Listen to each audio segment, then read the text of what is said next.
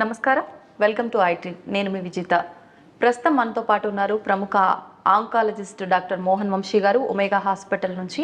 అసలు క్యాన్సర్ రావడానికి కారణాలేంటి, cancer pollution వల్ల కూడా వచ్చే అవకాశం ఉంటుందా, జన్యుపరంగా కూడా క్యాన్సర్ వచ్చే అవకాశం ఉంటుందా, వంశ పారంపర్యంగా ఇది క్యారీ అవుతుందా, ఇలాంటి మరిన్ని విషయాలు సార్తో మాట్లాడి డీటెయిల్గా తెలుసుకుందాం.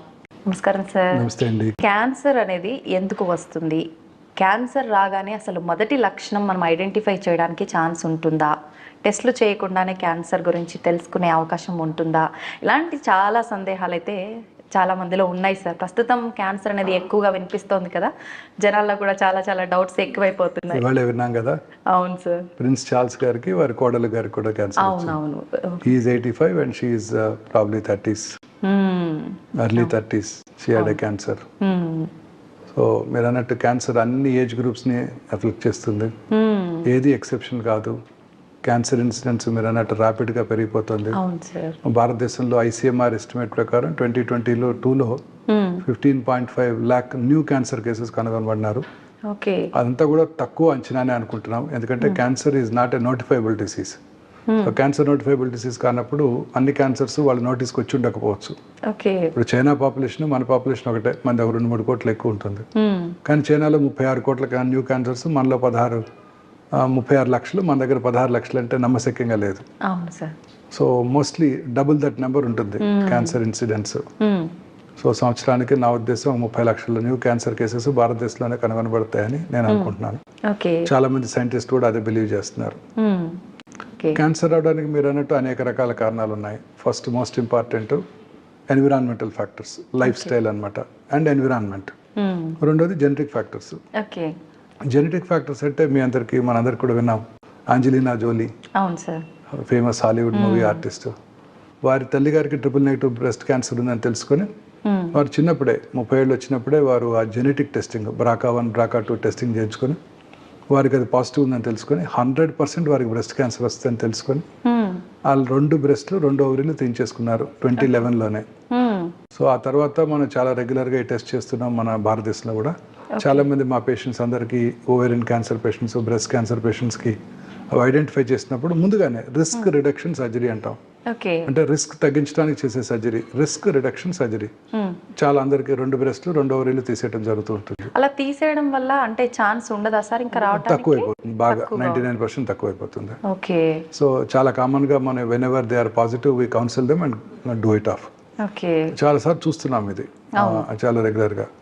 సో మొన్న మధ్యనే Hamsa Nandini famous movie artist, Telugu movie artist, వారికి కూడా బ్రెస్ట్ క్యాన్సర్ ఉందని తెలుసుకున్నారు. వారు కూడా టెస్ట్ చేయించుకొని BRCA1 పాజిటివ్ ఉందని తెలుసుకుని వారు కూడా అనౌన్స్ చేయడం జరిగింది. తను జెనెటిక్ రిస్క్ వలన బ్రెస్ట్ క్యాన్సర్ బారిన పడి వారు ట్రీట్మెంట్ కూడా తీసుకొని సక్సెస్ఫుల్గా సర్వైవ్ అవుతున్నారని వారు అనౌన్స్ చేయడం జరిగింది.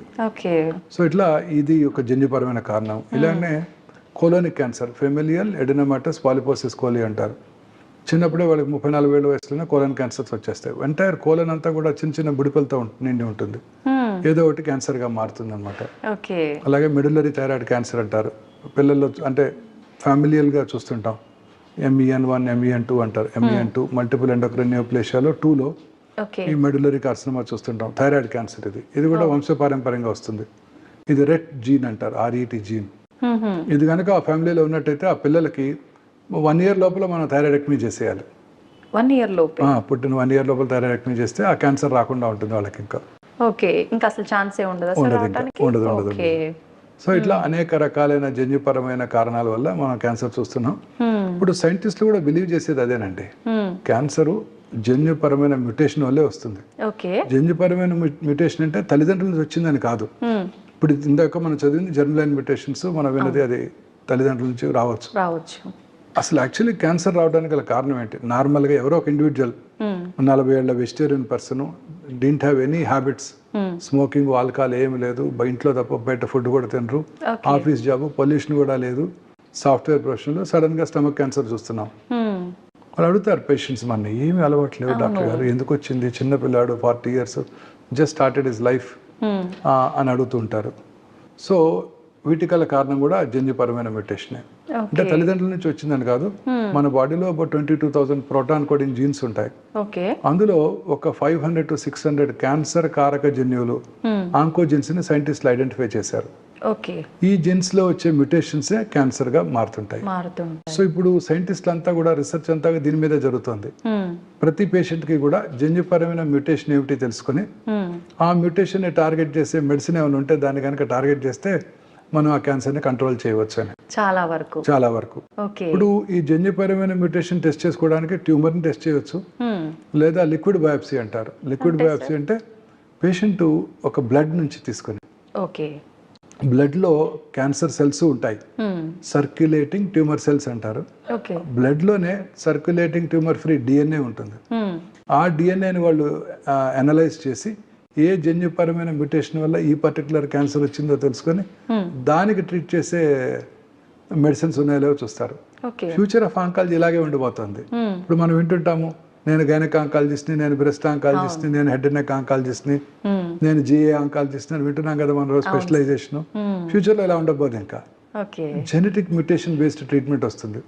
నేను HER2 ఆంకాలజిస్ట్, నేను ఈజిఎఫ్ఆర్ ఆంకాలజిస్ట్, ఇట్లా రకరకాల ఆంకాలజిస్ట్. జన్యుపరమైన మ్యూటేషన్, ఈ జన్యుపరమైన మ్యూటేషన్ ఏ క్యాన్సర్ కైనా వర్తిస్తుంది. అంటే పెరోటిడ్ ట్యూమర్ కి అలాగే లంగ్ క్యాన్సర్ కూడా ఒకటే జన్యుపరమైన మ్యూటేషన్ ఉండొచ్చు, ఆ రెండింటికి ఒకటే ట్రీట్మెంట్ ఇవ్వాల్సి రావచ్చు. అలా ఉండబోతుంది ఫ్యూచర్. సో ఫ్యూచర్ అంతా ఇలానే ఉండబోతుంది. బ్లడ్ టెస్ట్ చేసుకుని ఆ బ్లడ్ టెస్ట్ లో ఉన్న సర్క్యులేటింగ్ ట్యూమర్ ఫ్రీ డిఎన్ఏని తీసుకుని ఈ టెస్ట్ చేసుకుని జన్యుపరమైన టెస్టింగ్, ఫౌండేషన్ వన్ టెస్టింగ్ అంటారు, అది చేసుకుని ఏ మ్యూటేషన్ వల్ల ఏ క్యాన్సర్ వచ్చిందో చూసుకొని ఆ క్యాన్సర్ని, ఆ మ్యూటేషన్ని టార్గెట్ చేసే డ్రగ్స్ ఉన్నాయా లేవో చూసుకొని వాటిని టార్గెట్ చేసినట్టయితే క్యాన్సర్ని కంట్రోల్ చేయవచ్చు. అదే బ్లడ్లో సర్క్యులేటింగ్ ట్యూమర్ సెల్స్ కూడా ఉంటాయి.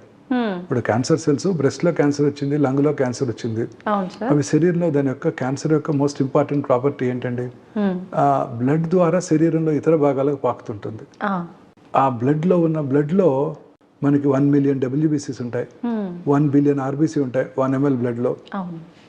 ఒక 5 నుంచి 10 సర్క్యులేటింగ్ ట్యూమర్ సెల్స్ ఉంటాయి.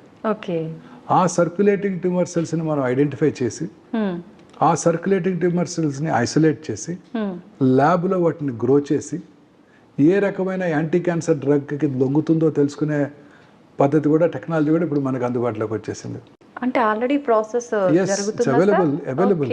సో బయాప్సీ కూడా లేకుండా మనం క్యాన్సర్ని నిర్ధారించవచ్చు, అది ఏ రకమైన క్యాన్సర్ తెలుసుకోవచ్చు, దేనికి లొంగుతుందో తెలుసుకోవచ్చు, ఏ జన్యుపరమైన మ్యూటేషన్ వల్ల ఈ క్యాన్సర్ వచ్చిందో తెలుసుకోవచ్చు ఒక 10 ml బ్లడ్ నుంచి. ఇదంతా కూడా మనం చేసేయగలుగుతాం. This is not the future, present status of oncology. So ఇది జన్యుపరమైన కారణాలు. ఇక రెండో కారణం ఎన్విరాన్మెంటల్ ఫ్యాక్టర్స్. ఇవి మోస్ట్ ఇంపార్టెంట్. ఫస్ట్ లో most important lifestyle. Environment అంటే పొల్యూషన్, మనం రోజు చూసుకునే పొల్యూషన్, మన చుట్టూ ఉండే పొల్యూషన్ అనేక, ఎస్పెషల్లీ అర్బన్ ఏరియాస్లో pollution, automobile pollution, industrial pollution ఎక్కువగా ఉంటుంది. అందుకే భారతదేశంలో కూడా అర్బన్ ఏరియాస్లోనే క్యాన్సర్ ఎక్కువగా చూస్తున్నాం మనం, రూరల్ ఏరియాస్తో కంపేర్ చేసినట్టయితే. అర్బనైజేషన్ పెరిగే కొద్దీ క్యాన్సర్ ఇన్సిడెన్స్ ర్యాపిడ్గా పెరిగిపోతుంది. అర్బనైజేషన్ పెరిగే కొద్దీ ర్యాపిడ్గా పెరిగిపోతుంది. ఇంకా దాని గురించి మనం తప్పించుకునే ఛాన్స్ అయితే లేదు కదా సార్? కేర్ తీసుకోవాలంటే ఏమైనా తీసుకునే ఛాన్స్ ఉందంటారా? ఎలా మేడం, రోజు మనం వాడేది మార్నింగ్ లెగిస్తే synthetic toothpaste, plastic brush, plastic tumbler, plastic bucket, plastic బాటిల్లో వాటర్ తాగుతాం, కార్లోకి వెళ్తాము, కార్లో అంతా ప్లాస్టిక్ ఎన్విరాన్మెంట్ అంతా కూడా మనం ఎలా అవాయిడ్ చేయగలుగుతాం? పొల్యూషన్. మీరు సిగరెట్ తాగక్కర్లేదు, మా ఒమేగా హాస్పిటల్ బయట నుంచోండి ఒక 5 నిమిషాలు, మీ కార్ కోసం వెయిట్ చేస్తూ 20 సిగరెట్లు తాగిన పొల్యూషన్ వచ్చేస్తుంది. అంత పొల్యూషన్ ఉంటుంది. ఇప్పుడు దేశం అంతా పొల్యూషనే. అనేక రకాలైన మెజర్స్ తీసుకున్నప్పటికీ మీరు ఢిల్లీలో చూస్తున్నారు కదా, రోజు పేపర్లో వింటున్నాం, most polluted city in the world Delhi. So మనకి హైదరాబాద్లో కొంచెం వరకు ఫార్చునేట్, వాళ్ళకి చాలా ఎక్కువ ఉంది పొల్యూషన్. సో ఇండస్ట్రియల్ పొల్యూషన్స్ అన్ని ఎక్కువైపోతున్నాయి, వీటి వల్లే క్యాన్సర్స్ అధికంగా వస్తున్నాయి అర్బన్ ఏరియాస్లో. అవే కాకుండా మన లైఫ్ స్టైల్, మనం తీసుకునే ఆహారం, ఈ సాచురేటెడ్ ఫ్యాటీ యాసిడ్ ఉండే ఈ పిజ్జాలు, బర్గర్లు, అన్ని రకాల రీయూజ్డ్ ఆయిల్స్, మిర్చి బండి దగ్గర ఉండే మిర్చీలు అవన్నీ రీయూజ్డ్ ఆయిలే కదా మేడం. పకోడీలు, టేస్టీగా పకోడీలు టెంప్టింగ్ గా టేస్టీగా కనిపిస్తాయి. వీటన్నిటింటే రీయూజ్ ఆయిల్సే కదా మేడం, ఇవన్నీ కూడా క్యాన్సర్ కారకాలే. Okay. High fatty diet, red meat ఇవన్నీ కూడా క్యాన్సర్ కారకాలేనండి. మైక్రో ఓవెన్లో చేసే ఫుడ్, హీట్ చేసే ఫుడ్, ఓకే. ప్లాస్టిక్ కంటైనర్స్లో ఉండే ఫుడ్ ఇవన్నీ కూడా క్యాన్సర్ కారకాలేనండి. వైట్ రైస్ తీసుకోవడం వల్ల కూడా క్యాన్సర్ వచ్చే అంటే ఛాన్స్ ఈ ఉందా సార్? వైట్ రైస్ అనేది ఊబకాయం. వైట్ రైస్లో విటమిన్స్ ఏ ఉండవు, అన్నీ కూడా ఇదైపోతాయి. తినడానికి టేస్టీగా ఉంటుంది తప్ప జస్ట్ రిఫైన్డ్ కార్బోహైడ్రేట్ మన బాడీలోకి వస్తుంది. ఓకే. కార్బోహైడ్రేట్, ఈ రిఫైన్డ్ కార్బోహైడ్రేట్ మనకి డేంజరస్ అండి. దీన్ని సింపుల్ కార్బోహైడ్రేట్స్ అంటారు, లైక్ వైట్ షుగర్ లాగా. ఇవి రెండు కూడాను మనకు ఉపకారం కలిగిస్తాయి, అనేక రకాలైన ఎలిమెంట్స్ వస్తాయి. ఇవన్నీ కూడా డేంజరసేనండి. Cardiac diseases, coronary artery disease, cerebrovascular accidents, ఇవన్నీ కూడా ఈ వైట్ షుగర్, వైట్ రైస్ వల్ల చాలా ఎక్కువగా ఉంటాయండి. అందుకే చక్కగా మన హ్యాండ్ పౌండ్ రైస్, పార్ బాయిల్డ్ రైస్ లేదా బ్రౌన్ రైస్ అంటాం, ఇవి చాలా సుపీరియర్ అన్నమాట. అలాగే సాల్ట్ ఎక్కువగా తీసుకున్నా కూడాను అనేక రకాలైన ఎలిమెంట్స్, క్యాన్సర్స్ కూడా రావచ్చు. అలాగే వైట్ మైదా తయారు చేసే క్రమంలో అనేక రకాలైన కెమికల్స్ వాడటం జరుగుతుంది దాన్ని వైట్ కలర్ చేయటం కోసం. సో అవన్నీ కూడా క్యాన్సర్ కారకాలు. అవన్నీ కూడా పొటాషియం బ్రోమైడ్ అనేక రకాలైన కెమికల్స్ వాడతారు, ఇవన్నీ కూడా క్యాన్సర్ కారకాలే. మా రోజు వాడే కలరింగ్ ఏజెంట్స్, మన చైనీస్ డిషెస్ లో వాడే అజినమోటో, అలాగే చిల్లీ 65, వాటెవర్ పన్నీర్ 65 అన్నీ కూడాను కలరింగ్ ఏజెంట్స్, అవన్నీ కూడా డేంజరసేనండి. నిన్ననే విన్నాము, కర్ణాటకలో గోబీ మంచూరి బ్యాన్ చేశారు, మంచూరియన్ ఐటమ్స్ బ్యాన్ చేశారు. కలరింగ్ ఫుడ్ ఏజెంట్స్ అన్ని కూడా డేంజరసేనండి. అదనమాట ఇవన్నీ కూడా టాక్సిక్ సబ్స్టెన్సెస్. చిన్నపిల్లలకి ఇప్పటి నుంచి అవి పెట్టామంటే వాళ్ళకి పెద్ద అయ్యేసరికి మనం వాళ్ళందరిలో ప్రాబ్లమ్స్ ఎక్కువ అవుతుంటాయి. తర్వాత అదే పీచు మిఠాలో ఉండే రోడమిన్ బి మొన్న తమిళనాడు, పాండిచ్చేరి గవర్నమెంట్స్ బ్యాన్ చేశాయి. కలరింగ్ ఏజెంట్స్, రెడ్ కలర్ వచ్చే ఏజెంట్స్ అన్ని కూడా, అవన్నీ కూడా చాలా డేంజరస్ సబ్స్టెన్సెస్. ఈ లైఫ్ స్టైల్లో ఫుడ్ అనేది మోస్ట్ ఇంపార్టెంట్ అండి. రెండోది దురలవాట్లు. ఈ ఆల్కహాల్ తాగే వాళ్ళు అనేక రకాలైన క్యాన్సర్స్ వస్తాయి. Chronic liver disease, liver cancers, oesophageal cancer, అన్నవాహిక క్యాన్సర్స్, కోలన్ క్యాన్సర్, పెద్ద పేగుల్లో cancer. And it is directly related. అంటే ఎక్కువ ఆల్కహాల్ తాగితే ఎక్కువ క్యాన్సర్ వచ్చే అవకాశాలు ఉంటాయి. అలాగే స్మోకర్స్, స్మోక్లెస్ టొబాకో, స్మోక్ చేసిన 6 సెకండ్స్లో స్మోక్లో, టొబాకోలో ఉండే 400 to 500 క్యాన్సర్ కారక పదార్థాలు, అంటే కార్సినోజెన్స్, అవి మన బ్లడ్లోకి వెళ్ళిపోయి ఆ బాడీలో ఇతర భాగాల్లో, అన్ని లంగ్సే కాదు, యూరినరీ బ్లాడరు, గర్భసంచి ముఖద్వారం దగ్గర కూడా క్యాన్సర్ కలిగించగలదు. అలాగే చాలా మంది స్మోక్లెస్ టొబాకో, గుట్కాలు, కైని, తంబాకు ఇవన్నీ అంటుంటారు. ఇవన్నీ నోట్లో తింటాను, నోట్లో నములుతాను, ఊసేస్తాను, నేను దాన్ని లోపలికి ఇంజెస్ట్ చేయను, అది నాకు క్యాన్సర్ కలిగించదని చాలా మంది ఫీల్ అవుతుంటారు. అది నోట్లోనే కాకుండా నోటి యొక్క మ్యూకోజా నుంచి అబ్జర్వ్ చేయబడి శరీరంలో ఇతర భాగాల్లో కూడా క్యాన్సర్ కలిగిస్తాయి. అంత డేంజరస్. చాలా మంది భ్రమలో ఉంటున్నారు. చాలా మంది స్మోకర్స్ అనుకుంటూ ఉంటారు, ఒక 20 years స్మోక్ చేసి ఆపేసి 40 ఏళ్ళు అయింది, ఇంకా నాకు రాదు క్యాన్సర్ అనుకుంటారు. లేదు, ఆ పాపం వెంటాడుతూనే ఉంటుంది. ఎప్పుడో ఆపేసినా వస్తూనే ఉంటుంది. చాలా మంది అంటారు, నేను 40 years స్మోక్ చేశానండి, నాకు ఏం ప్రాబ్లం లేదు, మొన్న 6 నెలల క్రితం ఆపేశాను, వెంటనే క్యాన్సర్ వచ్చింది అంటారు. వాళ్ళ వైఫ్ కూడా అడుగుతుంటారు, సార్ ఇలా ఆపడం వల్లే వచ్చిందండి అని అడుగుతారు. True, very true, absolutely wrong అండి. సో టొబాకో అన్ని రకాలుగా హాని చేస్తుంది. ఇప్పుడు గవర్నమెంట్ పబ్లిక్ ప్లేసెస్ లో టొబాకోని బ్యాన్ చేసేసారు. సో తాగాల్సింది ఇంట్లోనే. ఆఫీసులో తాగిన పక్కన వాళ్ళు ఎంప్లాయీస్ ఊరుకోరు కదా. సో ఇంట్లో తాగితే చిన్నపిల్లలు, వైఫ్ కి, పిల్లలకి ఎస్పెషల్లీ టెండర్ ఏజ్ లో వారు వదిలే స్మోకు, వారి లైటెడ్ ఎండ్ ఆఫ్ సిగరెట్ నుంచి వచ్చే ప్యాసివ్ స్మోకు పిల్లల మీద ఎఫెక్ట్ చూసి పిల్లల్లో కూడా క్యాన్సర్ కలిగిస్తుంది. అంటే ఈ పొల్యూషన్ అధికంగా ఉన్న పట్టణాలన్నీ కూడా, ఉదాహరణకి మన స్టేట్ లోనే రామగుండం చూడండి, super thermal power plant, where coal is burnt, open cast mines, fertiliser plant, ఇండియాలో బిగ్గెస్ట్ ఫెర్టిలైజర్ ప్లాంట్ అక్కడే ఉంది. గ్రానైట్ డస్ట్, ఈ ఇండస్ట్రియల్ టౌన్స్ అన్నిట్లో కూడా క్యాన్సర్ ఇన్సిడెంట్స్ ఎక్కువగా ఉంటుందండి. ఈ థర్మల్ పవర్ ప్లాంట్ చుట్టూ ఉన్న 1 kilometer రేంజ్ లో ఉన్న వాళ్ళందరికీ క్యాన్సర్ వచ్చే అవకాశాలు చాలా ఎక్కువగా ఉంటాయండి. అయితే సార్ మనకు ఇప్పుడు సిటీలో ఇళ్లపైనే సెల్ ఫోన్ టవర్స్ ఇలాంటి వాటి వల్ల కూడా ఛాన్స్ సెల్ టవర్స్ వల్ల కూడా క్యాన్సర్ వస్తుందండి. 800 మీటర్స్ ఏరియాలో వస్తాయి, క్యాన్సర్స్ వచ్చే అవకాశాలు ఎక్కువగా ఉంటాయి. బట్ ఇప్పుడు గవర్నమెంట్ ఆఫ్ ఇండియా ఆ రెగ్యులేషన్స్ విధించింది. ఇంత ఏరియాలో ఉండకూడదు, దాని నుంచి ఒకటే టవర్ ఉండాలి. ఇప్పుడు అన్ని కంపెనీస్ ఒకటి చోట పెట్టేస్తున్నాయి. అవును, అలా పెట్టకుండా కొన్నే పెట్టేటట్టు దాని నుంచి వచ్చే డ్యామేజ్ కంట్రోల్ చేయడానికి కొన్ని చర్యలు తీసుకోవడం జరిగింది.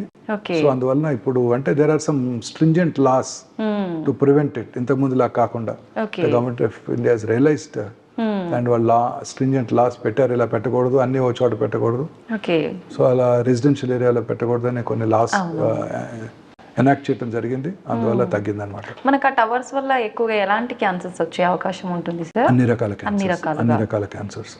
సెల్ ఫోన్ యూసేజ్ వల్ల కూడా క్యాన్సర్ రావచ్చండి, మనకు తెలియదు ఇంకా. అందుకే పిల్లలకి డెఫినెట్ గా సెల్ ఫోన్ ఇవ్వకూడదు.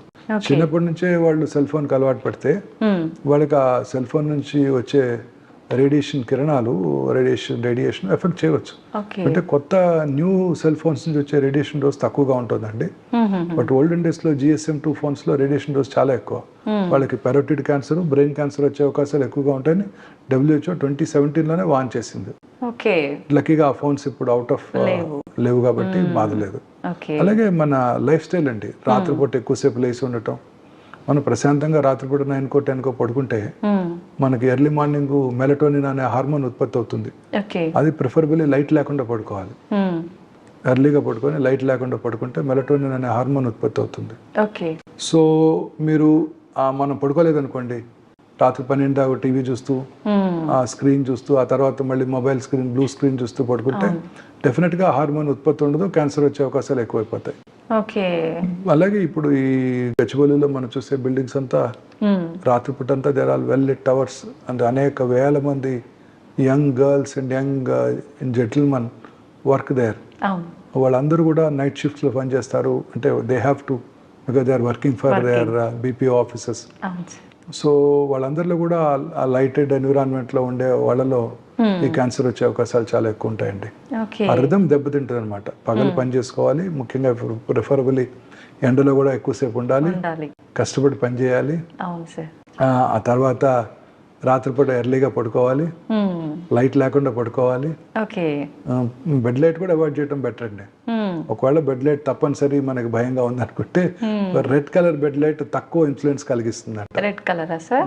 మిగతా లైట్లన్నీ బ్లూ లైట్, వైట్ లైట్ ఇవి డేంజరస్. సో ఇవన్నీ కూడా మనలో వచ్చే మార్పులు, అంటే ఈ లైఫ్ స్టైల్లో వచ్చే మార్పుల వల్ల ఈ క్యాన్సర్స్ అన్ని మనం ఎక్కువగా చూస్తున్నామండి. సో ఇవి environmental factors, life style factors, genetic factors. అయితే సార్ మానసికంగా ధైర్యంగా స్ట్రాంగ్ గా ఉండే వాళ్ళకి క్యాన్సర్ వచ్చే అవకాశం చాలా తక్కువగా ఉంటుందని వింటున్నాం సార్. 100% అండి, 100%. నా పర్సనల్ ఎక్స్పీరియన్స్ అండి అది. నేను ఒక ఫుల్ పేజ్ ఆర్టికల్ రాశాను మన ప్రెస్లో చాలా లాంగ్ బ్యాక్. అది చూసి చాలా మంది నాకు ఫోన్ కూడా చేశారు. అక్కడ నాగేశ్వరరావు గారు కూడా ఫోన్ చేశారు అప్పుడు. Very correct doctor, I totally agree with you అని భోజనాన్ని పెట్టారు నాకు పిలిచి ఆ రోజుల్లోనే. I totally agree with you. ఆయన సర్జరీ చేయించుకున్నప్పుడు 1984లోనే 83లో చేయించుకున్నారు. ఎన్టీ రామారావు గారి కంటే ముందు చేయించుకున్నారు ఆయన కర్నరీ బైపాస్ హ్యూస్టన్ లో. అప్పుడు ఆయన ఎక్కువ కాలం బ్రతకనని చెప్పారంట. ఆయన కార్ నెంబర్ 2002 వేసుకున్నారంట. అంటే అప్పటి వరకు నేను ఖచ్చితంగా బతుకున్నాను నమ్మకం ఆయనలో. ఆయన స్ట్రిక్ట్ డైట్ అండి, ఆయన అసలు ఏమి తినరు. ఆయన నవధాన్యాలతో చేసిన 2 రొట్టెలు పొద్దున సాయంకాలం తప్ప ఆయన చాలా స్ట్రిక్ట్ గా డైట్ ఎక్సర్సైజ్ మెయింటైన్ చేస్తారు. చెప్పారు వారి డైట్ అంతా కూడా ఆయన అప్పుడు నాకు. సో ఆయన 2012 వరకు బతికేశారు. సో ఆ ఎజెక్షన్ ఫ్రాక్షన్ తక్కువగా ఉన్నప్పటికీ చక్కగా సినిమాలు యాక్ట్ చేసుకుంటూ డాన్స్ చేస్తూ ప్రజలందరి మధ్య ఉంటూ మానసిక ధైర్యం అది ఆయన బిలీవ్ చేశారు మహానుభావుడు.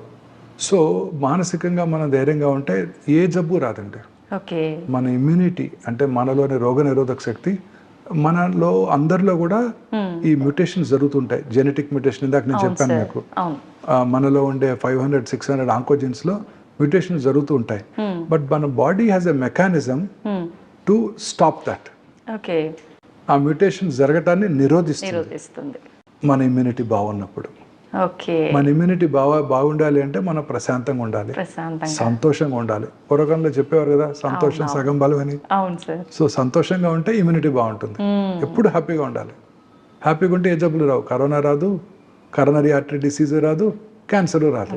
పెద్దవాళ్ళు ఏ మాట చెప్పినా అది మనకు పనికొచ్చే మాటే వాళ్ళకి వచ్చే చెప్పారు. మాటలు చెప్తారు. అవును. ప్రశాంతంగా తొందరగా నిద్రపోయి రాత్రిపూట లైట్ లేకుండా పడుకొని అవును. పొద్దున్నే చక్కగా హ్యాపీగా కష్టపడి పని చేస్తే, అంటే చీకు చింత లేకుండా కష్టపడి పని చేస్తే ఏ జబ్బులు రావు. ఇంతకుముందు ఏ జబ్బులు లేవు కదండి. అవును సార్. ఎక్కడున్నాయి ఇన్ని జబ్బులు? లేవు. 20 ఏళ్ల క్రితం నేను 22 ఏళ్ల క్రితం బసవతారకం హాస్పిటల్ డైరెక్టర్గా నేను టేక్ ఓవర్ చేసుకున్నప్పుడు అదొక్కటే క్యాన్సర్ హాస్పిటల్. ఓకే. అంటే 2 ట్విన్ స్టేట్స్లో ప్రైవేట్లో ఓకే.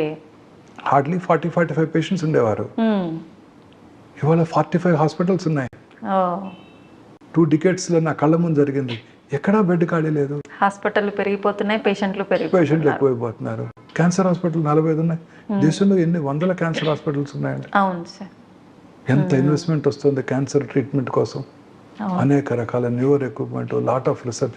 అన్నిటికన్నా ఎక్కువ రీసెర్చ్ క్యాన్సర్ మీద జరుగుతుందండి. ఈవెన్ డ్యూరింగ్ కరోనా టైం, ఆ 2 years కూడా కరోనా మీద కన్నా క్యాన్సర్ మీద ఎక్కువ ఆర్టికల్స్ పబ్లిష్ అయ్యాయి. ఓకే. సో అంత ఉపద్రవం వచ్చినా కూడా cancer is the main this thing. ఎందుకంటే దీన్ని మనం ఇంకా కాంకర్ చేయలేకపోతున్నాం. అనేక రకాల న్యూ క్యాన్సర్స్ వస్తున్నాయి. మనం ఏదో కొత్త మందు కనుక్కుంటున్నాము, ఆ మందుని రెసిస్టెన్స్ కూడా వచ్చేస్తుంది.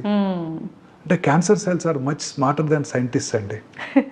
They develop mechanism to overcome this thing అనమాట.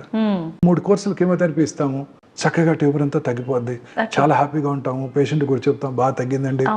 ఇంకో 3 కోర్సులు ఇద్దామండి అంటాం. ఇంకో 3 కోర్సుల తర్వాత పెట్ స్కాన్ చేస్తే పెరిగిపోద్ది. ఎందుకని సార్ అట్లా? అది డెవలప్ రెసిస్టెన్స్. ఓకే. అది సో ఒక సీనియర్ సర్జన్ చెప్పారు, డాక్టర్ ఎస్ఎస్ రెడ్డి గారని, very famous man surgeon. Osmania medical college principal గాను సూపరింటెండెంట్ గాను చేశారు. Well reputed surgeon. The unpredictable biological behaviour of the cancer makes the most predictable treatment unpredictable. అంటే దాని behaviour ఎలా ఉంటుందంటే ఎంత మంచి ట్రీట్మెంట్ ఇచ్చినా రిజల్ట్స్ ఎలా ఉంటాయో చెప్పలేము. మన చేతుల్లో ఏమీ లేదు. ఓకే. రూపు మార్చేసుకుంటుంది, ఎలా బిహేవ్ చేస్తుందో తెలియదు. అందుకనే అందుకే సైంటిస్టులు అంతా దీని మీద వర్క్ చేస్తున్నారు. అంతా జెనోమిక్స్, జెనెటిక్ మ్యూటేషన్స్. మొన్నే విన్నాం ఒక breaking news. 25 rectal cancer patients 4th stage వచ్చిన సింపుల్ డ్రగ్ ఇమ్యూనోథెరపీ, జోస్టెరులుమాబ్ అనే డ్రగ్ ఎండోమెట్రియల్ క్యాన్సర్ వాడతారు. వీళ్ళకి ఇవ్వడం జరిగింది యూఎస్ఏలో. 25 మంది క్యూర్ అయిపోయారు. అఫ్ కోర్స్ కొన్ని క్రైటీరియా ఉన్నాయి. మైక్రోస్టాటిలైట్ ఇన్స్టెబిలిటీ అనేది హైగా ఉండాలి వాళ్ళతో. ఇమ్యూన్ థెరపీకి లొంగుతుంది. ఇమ్యూన్ థెరపీకి లొంగుతున్నట్టయితే మనం ఇమ్యూనోథెరపీ ఇస్తే మన ఓన్ ఇమ్యూనిటీ పెరిగి ఆ క్యాన్సర్ని టార్గెట్ చేస్తుంది. సో ఫ్యూచర్ ఆఫ్ ఆంకాలజీ ఇలానే ఉండబోతోంది. టార్గెటెడ్ థెరపీలు, ఇమ్యూనోథెరపీలు అంతా కూడా. Surgical oncologist will be out of work. మాకు పెద్దగా పని ఉండదు. ఇప్పుడు క్యాన్సర్ అంటే మనం ఫండ్ సర్జరీ చేస్తారా, సర్జరీ చేసే స్టేజ్లో ఉందా, రాడికల్ సర్జరీ చేస్తారా, చేసిన తర్వాత కీమోలు, రేడియేషన్ ఉంటాయా, ఇంకా ఫ్యూచర్లో ఇలా ఏమి ఉండబోదు. ఫ్యూచర్ అంతా రాగానే పేషెంట్ ఆఫీస్కి రాగానే బ్లడ్ తీసుకొని, డాక్టర్స్ ఆఫీస్లో బ్లడ్ తీసుకొని క్యాన్సర్ సెల్స్ని ఏ రకమైన క్యాన్సర్ ఉందో సర్క్యులేటింగ్ ట్యూమర్ సెల్స్ని ఐడెంటిఫై చేసి దాని ల్యాబ్ టెస్ట్కి పంపించి ఏ డ్రగ్కు లొంగుతుందో తెలుసుకుంటారు. ఇటు పక్కన cancer circulating tumour free DNA తీసుకొని మ్యూటేషన్ టెస్ట్ చేయించుకుంటారు. చేయించుకొని ఆ మ్యూటేషన్ టార్గెట్ చేసే మెడిసిన్స్ ఏమైనా ఉంటాయో చూసుకుంటారు. ఇలా ఫ్యూచర్ ఆఫ్ ఆంకాలజీ మారిపోబోతోందండి. Next 10 years to come I'm sure we will conquer this cancer. కొంచెం టెన్షన్ నుంచి బయటపడొచ్చు సార్ పేషెంట్స్ కూడా. కీమోథెరపీ, రేడియేషన్ అనేసి. కరోనా రాలేదా, ఎంత డిస్టర్బ్ చేసేసింది లైఫ్ ని. అవును సార్, చాలా. ఏ డిసీజ్ ఎవరు మన పిల్లలు నమ్మను కూడా నమ్మరు. ఓ కరోనా వచ్చినప్పుడు మనం కూడా స్పెయిన్ లో ప్లేగ్ వచ్చి 38 లక్షల మంది చచ్చిపోయారు అలా వింటూ ఉండేవాళ్ళం. అలాగే పిల్లలకి మన ముందు జనరేషన్ లో కరోనా వచ్చి లక్షల మంది చనిపోయారు, ప్రపంచం మీద కోట్ల మంది చనిపోయారు అనుకుంటూ ఉంటారు. అయితే సార్ మనం ఎటువంటి జబ్బులైనా సరే రాకుండా ఉండాలంటే మీరు చెప్పినట్టుగా టెన్షన్ లేకుండా మంచి లైఫ్ లీడ్ చేస్తూ మంచి ఫుడ్ తీసుకొని ఇమ్యూనిటీ పెంచుకుంటే బాగుంటుంది. దురలవాట్లకు దూరంగా గ్రీన్స్, ఫ్రెష్ ఫ్రూట్స్, దాని నిండా plenty of nutrients, plenty of antioxidants, cancer రాకుండా చేసే ఉంటాయి. Fresh vegetables, kiwi fruit, dragon fruit తినక్కర్లా. మన ఊళ్ళో దొరికే బొప్పాయికాయ, రేగికాయలు, న్యాచురల్ ఫ్రూట్స్ మన దగ్గర దొరికే ఆకుకూరలు, పాలకూర, ఓకే. తర్వాత గ్రీన్స్ వెజిటబుల్స్ ఎక్కువగా తీసుకుంటూ ఈ రెడ్ మీట్కి దూరంగా ఉంటూ. యాక్చువల్గా నాన్ వెజ్ తినే వాళ్ళలో ఎక్కువగా వస్తుంది అని వింటున్నాం సార్, నిజమేనా సార్? తప్పకుండానండి, రెడ్ మీట్ తినే వాళ్ళ క్యాన్సర్ ఎక్కువ వస్తుంది. ఓకే. రెడ్ మీట్కి దూరంగా ఉంటూ రెగ్యులర్గా ఎక్సర్సైజ్ చేస్తూ దురలవాట్లకు దూరంగా ఉంటూ ఓకే. మానసిక ఆందోళనకు దూరంగా ఉంటూ ప్రశాంతంగా ఉంటూ లీన్ బాడీ మాస్ మెయింటైన్ చేస్తే, అంటే ఊబకాయం రాకుండా సన్నగా ఉంటే క్యాన్సర్ నుంచి కూడా దూరంగా ఉండొచ్చు. పర్సనాలిటీ కూడా క్యాన్సర్ కి. ఊబకాయం ఉన్న వాళ్ళు అనేక రకాల క్యాన్సర్స్ వస్తాయండి. స్త్రీలలో ఊబకాయం ఉన్న వాళ్ళు బ్రెస్ట్ క్యాన్సర్, స్మోక్ చేసే స్త్రీలలోను, ఆల్కహాల్ తాగే స్త్రీలలోను, రాత్రిపూట లైట్స్ కింద పనిచేసే స్త్రీలలోను, ఒబీసిటీ ఉన్న వాళ్ళలోను, వీళ్ళలో బ్రెస్ట్ క్యాన్సర్, ఎండోమెట్రియల్ క్యాన్సర్, అంటే uterine body cancers, colon cancers ఎక్కువగా వచ్చే అవకాశాలు ఉంటాయి. అవి మూడు కూడా దగ్గర బంధువులు, బ్రెస్ట్, ఓవరీ, యూట్రస్. ఒకటి వచ్చిన వాళ్ళకి బ్రెస్ట్ క్యాన్సర్ వచ్చిన వాళ్ళకి ఓవరీ యూట్రస్ వచ్చే అవకాశాలు ఎక్కువ, అలాగే ఓవేరియన్ క్యాన్సర్ వచ్చినా, ఎండోమెట్రియల్ క్యాన్సర్ వచ్చినా బ్రెస్ట్ క్యాన్సర్ వచ్చే అవకాశాలు ఎక్కువ. ఓకే. అయితే చిన్న పిల్లల్లో కూడా క్యాన్సర్ వచ్చే అవకాశం ఉంది అంటున్నారు. చాలా కామన్ గా చూస్తామండి చిన్నపిల్లల్లో. ఎందుకని సార్ చిన్న పిల్లల్లో కూడా ఎందుకు అనేది కారణం తెలియదు. జన్యుపరమైన మ్యుటేషన్, అది తల్లిదండ్రుల నుంచి వచ్చిందని కాదు. జన్యుపరమైన మ్యుటేషన్ అంటే తల్లిదండ్రుల నుంచి వచ్చిందని కాదు. We really don't know what is the cause. పిల్లల్లో బ్లడ్ క్యాన్సర్స్ ఎక్కువగా చూస్తుంటాం. బట్ గుడ్ థింగ్ ఏంటంటే పిల్లల్లో వచ్చే బ్లడ్ క్యాన్సర్స్ క్యూర్ అయ్యే అవకాశాలు ఎక్కువ ఉంటాయి. కంప్లీట్ గా క్యూర్ అవుతాయా సార్? ఓకే. చాలా, అందుకే చాలా మంది చాలా చోట్ల పీడియాట్రిక్ ఆంకాలజీ సెంటర్స్ అన్ని కూడాను చాలా యాక్టివ్గా ఉంటాయి. వాళ్ళకి మందులు కూడా డొనేట్ చేస్తుంటారు. ఎందుకంటే హ్యాపీగా చిన్నపిల్లాడి బ్రతికి 30 ఏళ్ళ తర్వాత గుర్తు పెట్టుకుంటాడు. అడియార్ క్యాన్సర్ ఇన్స్టిట్యూట్లో కూడా పీడియాట్రిక్ వింగ్ ఉండేది. సో అక్కడంతా కూడా పిల్లలు చాలా యాక్టివ్గా పిల్లల కోసం, అప్పుడు వాళ్ళు కూడా ఫ్రీ ట్రీట్మెంట్ పిల్లలందరికీ అక్కడ. అనేక రకాల సబ్సిడీలు ఇచ్చేవాళ్ళు. డాక్టర్ శాంత గారు, డాక్టర్ కృష్ణమూర్తి గారు, లైవ్లీగా ఉంటుంది. వాళ్ళు క్యూర్ అయిపోతాయి. అండ్ పిల్లలు ట్రీట్మెంట్ని కూడా బాగా విత్స్టాండ్ అవుతారండి. నేను కూడా చూస్తుంటాను, నా దగ్గర చాలా మంది పిల్లలు ట్రీట్ చేస్తుంటాం కదా, వాళ్ళు పాప ఎగ్జామ్స్ బాగా చదువుకుంటుంటారు. It's an inspiration to the doctor also. పొద్దున్నే లేచి నేను 6 గంటలకే రౌండ్స్కి వస్తాను, వాళ్ళు 5:30కే లేచి చదువుకుంటుంటారు.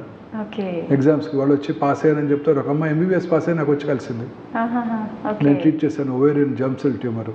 పిల్లల్లో వచ్చే క్యాన్సర్స్ క్యూర్ అయ్యే అవకాశాలు కూడా ఎక్కువగా పిల్లలంటే ఏజ్ వాళ్ళలో వచ్చే ఛాన్స్ అన్ని రకాల ఏజ్ గ్రూప్, అన్ని రకాల ఏజ్ గ్రూప్ 20 వరకు కూడా. ఇప్పుడు హిమటలాజికల్ మలిగ్నెన్సీస్ చాలా కామన్గా చూస్తుంటాం. సెంట్రల్ నర్వస్ సిస్టమ్ ట్యూమర్స్ ఎక్కువగా చూస్తుంటాం. అలాగే సాఫ్ట్ టిష్యూ ట్యూమర్స్ ఎక్కువగా చూస్తుంటాం. జర్మ్ సెల్ ట్యూమర్స్ ఓవరీలోను, టెస్టిస్లోను చూస్తుంటాం. ఇవన్నీ కూడా క్యూర్ అయ్యే అవకాశాలు ఎక్కువ. మనకి ఇట్స్ వర్త్ ట్రీటింగ్ దెమ్. వాళ్ళ మీద ఇన్వెస్ట్ చేయటం, కొంచెం ఏదైనా సబ్సిడీ ఇచ్చి ట్రీట్ చేయటం వర్త్ ఇట్. ఎందుకంటే మన కళ్ళ ముందు పెరుగుతారు, వాళ్ళు బాగా చదువుకుంటారు. వచ్చినప్పుడే కష్టం చూశారు కాబట్టి వాళ్ళకి తెలుస్తుంది. అయితే పెరిగే పిల్లలు కదా సార్, చాలా గ్రాటిఫైయింగ్ గా ఉంటుంది. అనగానే ట్రీట్మెంట్ ప్రాసెస్ లో పెద్దవాళ్ళే తట్టుకోలేక పిల్లలు చాలా బాగా తట్టుకుంటారు. అసలు ఏం సైడ్ ఎఫెక్ట్స్ ఉండవు వాళ్ళకి, అసలు ఏమి ఉండవు వాళ్ళకి. పిల్లలకున్న ఇమ్యూనిటీ మనకు ఉండదు కదా, వాళ్ళకున్న పవరు ఉండదు వాళ్ళకి. సో వాళ్ళు చాలా బాగా తట్టుకుంటారు. కీమోథెరపీ అద్భుతంగా విత్స్టాండ్ అవుతారు. చాలా లైవ్లీగా. అసలు వాళ్ళు ఎక్కడ కూడా అది కనపడదు. ఆ ఇంజెక్షన్ ఇప్పుడంతా కీమో పోర్ట్ వచ్చింది కాబట్టి పెయిన్లెస్గా ఇవ్వగలుగుతున్నాము. చాలా అద్భుతంగా రియాక్ట్ అవుతారు, రెస్పాండ్ అవుతారు, తట్టుకుంటారు. పెద్దలే బాధపడుతుంటారు పిల్లలకు వచ్చిందని. బట్ వాళ్ళకి తెలియదు కదా చిన్న వయసులో. ఆ క్యాన్సర్ అనగానే ఇంకా అంటే డెత్ అన్న ఒక థాట్ లోనే ఉండిపోతారు సార్ చాలా పెద్దవాళ్ళు. చిన్నవాళ్ళకి తెలియదు కదా, సో వాళ్ళు మానసికంగా ధైర్యంగా ఉంటారు, క్యాన్సర్ కూడా జయిస్తారు. అది కూడా ఇంపార్టెంట్. ఇది క్యాన్సర్ వచ్చిందని కూడా ఆ పిల్లాడికి తెలియదు. ఇది డెడ్లీ డిసీజ్, తల్లిదండ్రులు ఎంత ఖర్చు పెడుతున్నారని కూడా వాళ్ళకి తెలియదు. వాళ్ళు హ్యాపీగానే ఉంటారు. వాళ్ళకి ఏం తెలుసు, ఏదో హాస్పిటల్కి వస్తారు, ట్రీట్ చేసుకుంటారు, వెళ్ళిపోతారు. చాలా బాగా రెస్పాండ్ అవుతారండి. అన్యూజువల్గా ఉంటుంది. మీరు వాళ్ళని చూస్తే మీరే ఆశ్చర్యపోతారు. చాలా బాగా కీమోథెరపీ తట్టుకుంటారు. మోస్ట్లీ కీమో సెన్సిటివ్ ట్యూమర్సే ఉంటాయి. అద్భుతంగా రెస్పాండ్ అవుతారు, పెరుగుతూ ఉంటారు, బాగా చదువుకుంటారు, హెల్తీగా యాక్టివ్ అయిపోతారు వాళ్ళు. అసలు ఇట్స్ ఒక డిఫరెంట్ ఎక్స్పీరియన్స్ అండి. చాలా బాగుంటుంది వాళ్ళతో. క్యూర్ అయిపోతాయి వాళ్ళు. పెద్దవాళ్ళు అయినాక మనకు గ్రాటిఫైయింగ్గా ఉంటుంది వాళ్ళని చూస్తే. 15-20 ఏళ్ళ తర్వాత వాళ్ళని చూస్తే మనకి చాలా సాటిస్ఫైయింగ్గా ఉంటుంది. అమ్మయ్య, ఒక పిల్లాడిని క్యూర్ చేశారు, నా ముందున్నాడు. సో డాక్టర్ కూడా ఇలాంటి ఇంపార్టెంట్ అంటే మాకు కూడా కొంచెం ఎంకరేజింగ్ ఉంటుంది. బూస్టింగ్ 15 ఏళ్ళ క్రితం 30 ఏళ్ళ క్రితం నేను చేసిన బ్రెస్ట్ క్యాన్సర్ పేషెంట్ తిరిగి వచ్చి 30 ఏళ్ళ తర్వాత చాలా మంది వచ్చారు. ఓకే వాళ్ళ పిల్లలు పుట్టి వాళ్ళ పిల్లలు తీసుకొని నా దగ్గరికి వచ్చినప్పుడు నాకు కూడా చాలా ఎంకరేజింగ్గా ఉంటుంది. ఆ రోజంతా చాలా ఎంతూజియాస్టిక్గా ఉంటాం. అవును సార్. అయితే సార్ ఒకసారి క్యాన్సర్ వచ్చి తగ్గింది అనుకున్న వాళ్ళకు మళ్ళీ సడన్గా అది వచ్చే అవకాశం ఉంటుంది. వచ్చిన వాళ్ళు కూడా చాలా మంది ఉన్నారు. పిల్లల్లో టోటల్గా క్యూర్ అవుతుంది అంటారు. ఎదిగే కొద్ది మళ్ళీ వచ్చే అవకాశం ఏమైనా తక్కువ, ఉంటుందా? చాలా తక్కువ అండి, చాలా తక్కువ.